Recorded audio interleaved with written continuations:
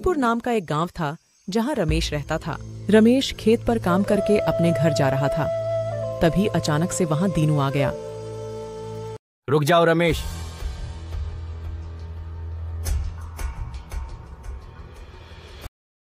क्या हुआ दीनू सेठ, आज सवेरे सवेरे कैसे? देखो रमेश, मैं तुमसे पैसे मांगने आया हूँ।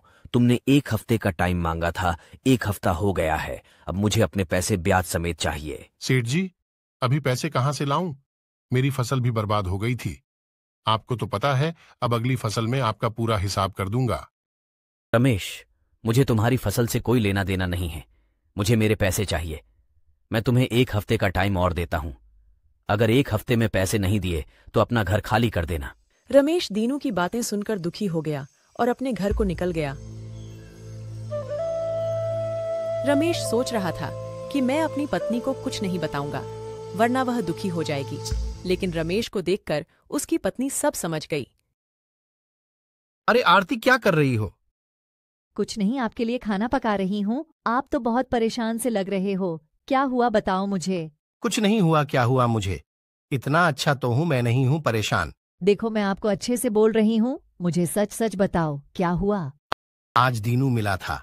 वह अपने 10,000 रुपये ब्याज समेत मांग रहा था। हमारी फसल बर्बाद हो गई है।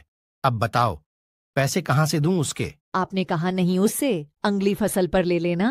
अरे आरती, मैंने उससे सब कहा था, लेकिन वह नहीं मान रहा है। वह बोल रहा था 1 हफ्ते में पैसे दे देना, वरना घर खाली कर देना। अरे ऐसे कैसे घर खाली कर देना? 10,000 में घर उसका हो गया। आप खाना खा लो, 1 हफ्ते में बहुत टाइम है, कुछ ना कुछ जरूर हो जाएगा। आप परेशान नहीं हो। खाना खाकर रमेश अपने खेत की तरफ जाने लगा। तभी अचानक से बहुत तेज तूफान आ गया। अरे ये तो बहुत तेज तूफान आ रहा है। चलो अब तो घर को लौट जाता हूँ। रमेश जल्दी जल्दी अपने घर जाने लगा। तभी गांव की एक बच्ची भी अपने घर जा रही थी।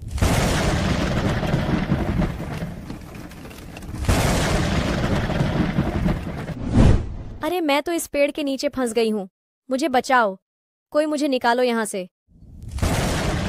अचानक से रमेश को बच्ची की आवाज सुनाई दी। अरे ये बच्ची तो पेड़ के नीचे फंस गई है। अंकल मुझे बचाओ, मेरी मदद करो।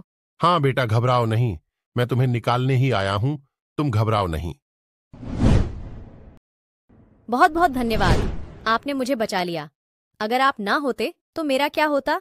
कोई बात नहीं बेटा, अब तुम अपने घर जाओ। ऐसे खराब मौसम में घर से बाहर नहीं निकलना चाहिए। फिर रमेश और वह बच्ची अपने अपने घर की ओर निकल गए। रास्ते में रमेश को उसका दोस्त ढोलू मिल गया। अरे रमेश, कहाँ जा रहे हो? सब्जी ले लो। नहीं ढोलू भाई, नहीं चाहिए सब्जी। क्यों रमेश भाई, क्या हुआ? आज तो तुम बहुत परेशान नजर आ रहे हो। बताओ मुझे, क्या बात है? अरे क्या बताऊं दोस्त, मेरी फसल खराब हो गई, इसी कारण पैसे की थोड़ी कमी आ गई है। अच्छा, तो यह बात है। एक काम करो रमेश भाई, तुम ये सब्जी ले लो, अगली फसल पर दे देना पैसे। ठीक है, और अगली फसल तक तुम्हें जो भी चाहिए हो मेरे पास से ले जाना।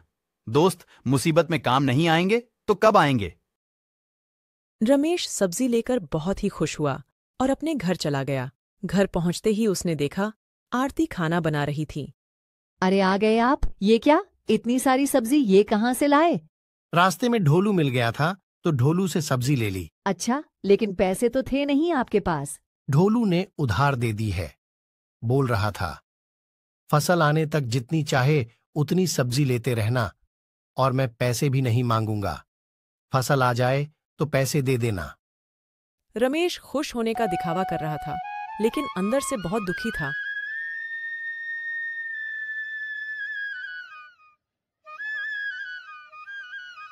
क्या हुआ आपको? आपकी तबीयत खराब हो गई है क्या? अरे नहीं, मैं तो बस ऐसे ही लेटा हूँ। मुझे सब पता है। जब से आपको वो दीनू मिला है तब से आप बहुत परेशान हो गए हो। ना ठीक से खाते हो ना पीते हो, उसी के बारे में सोचते रहते हो। हाँ तो क्या करूं मैं, तुम ही बताओ। उसने 7 दिन का समय दिया था, आज तीसरा दिन है और पैसे का कोई इंतजाम नहीं हुआ है। अब मैं क्या करूं, कहाँ से लाऊं पैसे? और अगर 7 दिन तक पैसे नहीं दिए तो हमें यह घर खाली करना पड़ेगा। कहाँ जाएंगे हम? तुम एक काम करो, हमारे पास जो सोने का कंगन है वह तुम दीनू को दे आओ। अरे नहीं, वह कंगन नहीं, वह तुम्हें मेरी माँ ने दिया था और मेरी माँ को मेरी दादी ने दिया था। वह इस घर की पुरानी निशानी है। हाँ, तो मैं थोड़ी ना बेचने के लिए बोल रही हूँ, मैं तो यह कह रही हूँ उस दीनू को दे आओ और जब अपनी फसल आ जाए तो उसके पैसे चुकाकर कंगन वापस ले लेना। इतना कहकर आरती कंगन लेने के लिए चली गई। रमेश को भी आरती की बात सही लगी, तो रमेश कंगन लेकर दीनू के यहाँ निकल गया।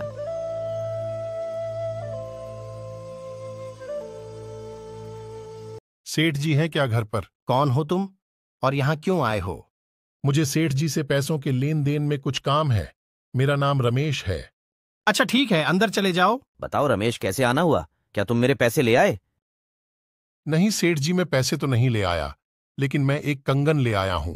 आप एक कंगन रख लीजिए और मैं जब आपके पैसे दे दूं तो मेरा कंगन दे देना। इतने में दीनू सेठ की बेटी वहां आ गई। पिताजी, मैं आज घूमने जा रही हूँ। अरे अंकल जी, आप यहाँ कैसे? क्यों बेटा, तुम इनको जानती हो? जी हाँ पिताजी, इन्होंने ही मेरी जान बचाई थी। मैंने आपको बताया था, उस दिन मैं पेड़ के नीचे फंस गई थी। अच्छा, तो तुम जिस आदमी की बहुत तारीफ कर रही थी वह रमेश ही था? हाँ पिताजी, इन्हीं अंकल जी ने मुझे नया जीवन दिया है। उस दिन अगर यह मेरी मदद नहीं करते तो आज मैं नहीं होती। मुझे माफ कर दो रमेश, मैंने तुमसे क्या क्या कह दिया। मैं तो माफी के लायक भी नहीं हूं। अरे नहीं सेठ जी, वह तो मेरा कर्तव्य था। आप एक कंगन रख लो, मुझे जल्दी घर जाना है, थोड़ा काम है घर पर। नहीं रमेश, अब इस कंगन की कोई जरूरत नहीं है। तुमने मुझ पर इतना बड़ा एहसान कर दिया कि मैं पूरा जीवन बिता दूं, तब भी तुम्हारा एहसान नहीं चुका सकता। तुम्हारा पूरा कर्ज आज से माफ हो गया है और तुम्हें कभी भी किसी चीज की जरूरत पड़े तो तुम दीनू को जरूर याद करना। रमेश ने यह बात आरती को बताई और दोनों बहुत खुश हो गए।